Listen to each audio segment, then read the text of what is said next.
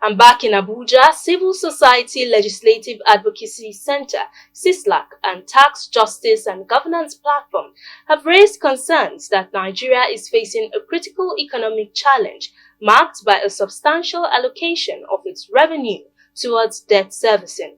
While briefing newsmen in Abuja, the executive director of CISLAC, Awal Musa Rafsanjani, said the debt servicing alone gulps 8.25 trillion naira, monies that would have been plowed back for development. Clearview's Florence Joshua brings us details.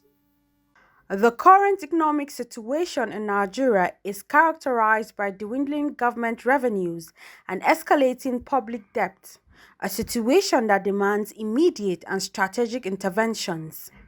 Executive Director of CISLAC, Awar Rafsanjani, at this news briefing recalled this position in December 2022 that 80% of Nigeria's total revenue was dedicated to the purpose of debt servicing. The new government, on its part, has commended itself for allocating more funding to social services in its 2024 budget.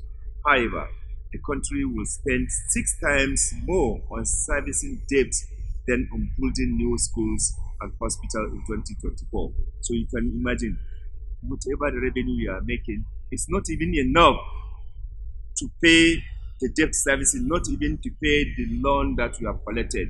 And yet, every day you wake up, you go and collect so many loans that you cannot actually see the value of those loans. The Responsibility Act provides that borrowing should be done from conventional sources, that is, from multilateral and bilateral sources, which are more convenient and cheaper for the country to manage. Also speaking, Executive Director Extractive 360, Juliet Ukwanwosu, said the Ministry of Finance, Budget and National Planning and related agencies should enhance revenue generation by expanding the tax net, improving tax compliance in line with progressive taxation principles. Just as the country director Accountability Lab, Uday, believes CSOs should lead the way in deploying the principles of transparency and accountability in the administration of tax expenditure.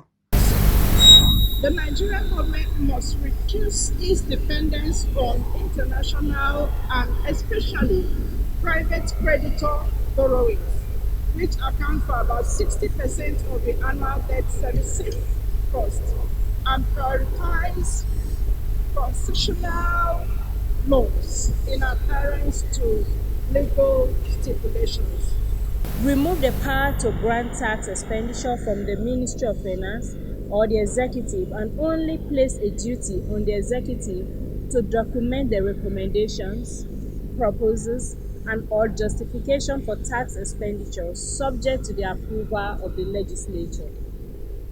Tax expenditures should not exceed 10% of proposed revenue every year or within the medium term. The principles of transparency and accountability should be the guiding principle in the administration of tax expenditure. Annual budgets should be accompanied by tax expenditure statements that detail the above analysis.